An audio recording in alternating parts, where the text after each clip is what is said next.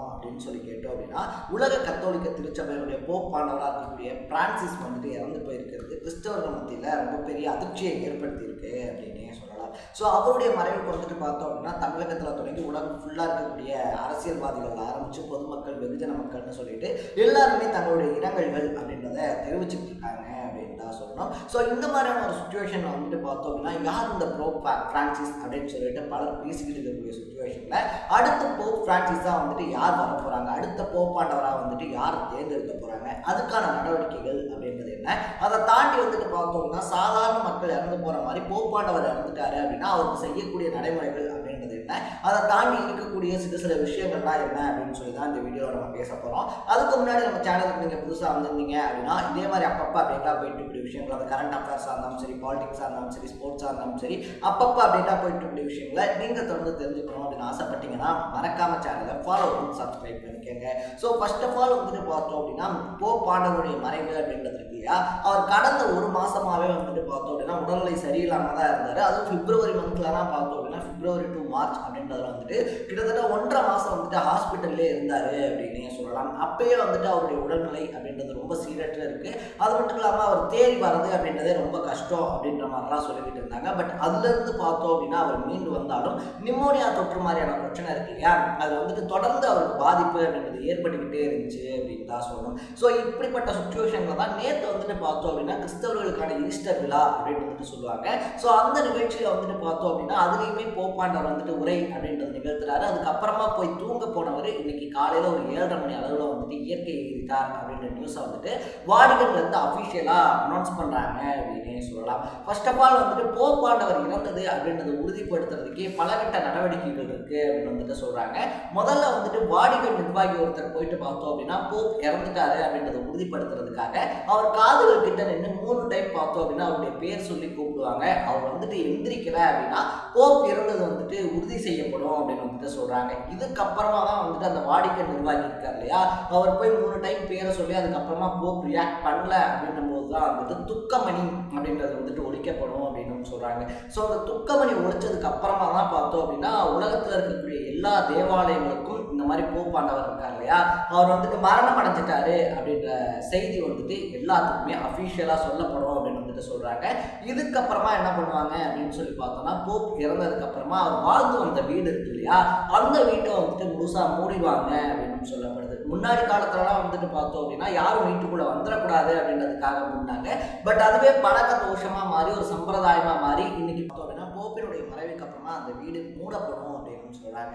போப்பா உயிரோட இருக்கும் போதே வந்துட்டு பார்த்தோம் அப்படின்னா அவங்களுடைய மறைவுக்கு அப்புறமா அவங்களுடைய அடக்கம் இருக்கு இல்லையா, அந்த சவப்பெட்டி அப்படின்றது எந்த மாதிரி இருக்கணும் அப்படின்றதும் அவங்களுடைய ஆசைக்கு ஏற்ற மாதிரி வடிவமைக்கப்படுது. அதை தாண்டி எந்த இடத்துல வந்துட்டு அவங்கள நல்ல முறையில் இறுதிச்சடங்கு அப்படின்றது பண்ணணும் அப்படின்றதும் அவங்களுடைய இஷ்டத்துக்கு ஏற்ற மாதிரி பண்ணப்படுது அப்படின்னு சொல்லலாம். ஸோ இப்போ இறந்திருக்கக்கூடிய போப் பிரான்சிஸை பொறுத்த வரைக்குமே துத்தநாகத்தால் ஆன மரத்தால் ஆன ஒரு சவப்பெட்டி அப்படின்றத எனக்கு உருவாக்குங்க அப்படின்னு சொல்லிட்டு அவருடைய ஆசையை தெரிவிச்சிருக்கிறதுனால அதுக்கேற்ற மாதிரியே சவப்பெட்டி அப்படின்றது உருவாக்கப்படும் அப்படின்னு சொல்றாங்க. ஸோ கிட்டத்தட்ட 4 இருந்து 6 நாள் அப்படின்றது பார்த்தோம் அப்படின்னா இறுதிச் சடங்கா அவருக்கான முழு மரியாதை அப்படின்றது உலகம் ஃபுல்லாக இருக்கக்கூடிய தேவாலயங்கள்ல கொடுக்கப்படும் அப்படின்னு சொல்லப்படுது. ஸோ போப்பாண்டவர் பிரான்சிஸ் வந்துட்டு பார்த்தோம் அப்படின்னா 2013 வருஷம் தான் நியமிக்கப்பட்டிருந்தாரு. அவர் அவருடைய 88வது வயசுல இறந்து போயிருக்காரு.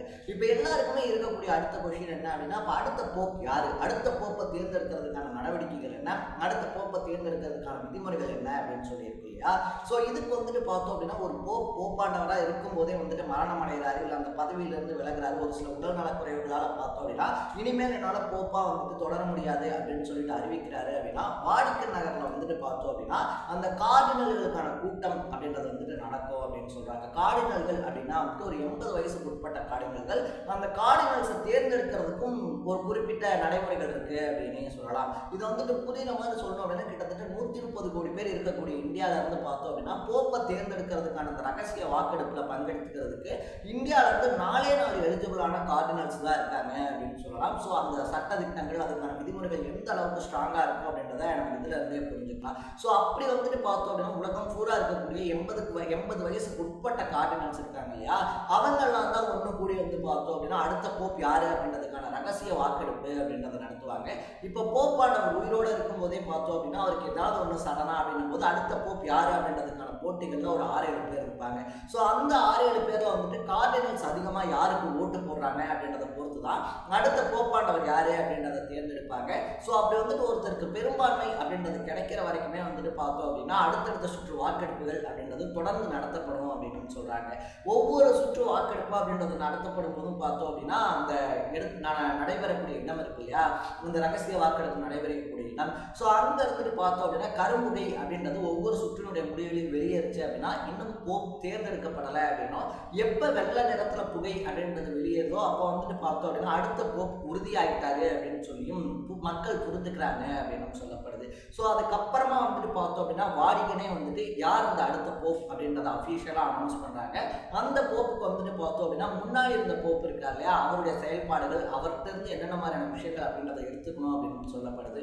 அட் த சேம் டைம் வந்துட்டு பார்த்தோம் அப்படின்னா முன்னாள் போப்பாக இருந்தவர் இறக்கும் போதே அவர் கையில் போட்டிருக்கக்கூடிய மீன் சின்னம் இருக்கக்கூடிய மோதிரத்தையாக இருந்தாலும் சரி இல்லை முத்திரையாக இருந்தாலும் சரி நசுக்கி அழிச்சிடுறாங்க. ஏன்னா அப்படி நசுக்கி அழிச்சதுக்கு அப்புறமா தான் இன்னொரு போப் அந்த இடத்துக்கு வரணும் அப்படின்றது சம்பிரதாயமாகவும் ஃபாலோ பண்ணப்படுது அப்படின்னே சொல்லலாம். ஏன்னா இயேசுவாக இருந்தாலும் சரி இயேசுனுடைய சீடர்களாக இருந்தாலும் சரி மீன் பிடிக்கிறதுல வல்லவர்கள் அப்படின்றதுனால பார்த்தோம் அப்படின்னா அதுக்கும் இந்த மீன் சின்னம் இருக்கக்கூடிய மோதிரத்துக்கும் ஒரு தொடர்பு இருக்குது அப்படின்னு சொல்லப்படுது. ஸோ அந்த மீன் சின்னம் இருக்கக்கூடிய மோதிரம் இருக்கு இல்லையா, அது முத்தமிடுறது இயேசுவையே நேராக முத்தமிடுற மாதிரி அப்படின்னு சொல்லப்படுது. ஸோ இந்த மாதிரி பலகட்ட விதிமுறைகளுக்கு உட்பட்டு தான் அடுத்த போப் அப்படின்றது தேர்ந்தெடுக்கப்படுவார் அப்படின்னே சொல்லலாம். ஸோ உலக அமைதிக்காகவும் எந்த ஒரு பிரச்சனைனாலும் அதில் வந்துட்டு அமைதியை நிலைநாட்டுங்க அப்படின்னு சொல்லி தன்னுடைய வாய்ஸ் ஓவர் அப்படின்றத முதலாக வச்ச போப் பிரான்சிஸ் இறந்திருக்கிறது உலக மக்களுக்கே ஒரு ரொம்ப பெரிய இழப்பு அப்படின்னே சொல்லலாம். ஸோ இந்த நேரத்தில் அவருடைய ஆத்மா சாந்தி அடையணும் அப்படின்னு சொல்லி நம்மளும் நம்ம சேனல் சார்பாக ப்ரே பண்ணிக்கலாம்.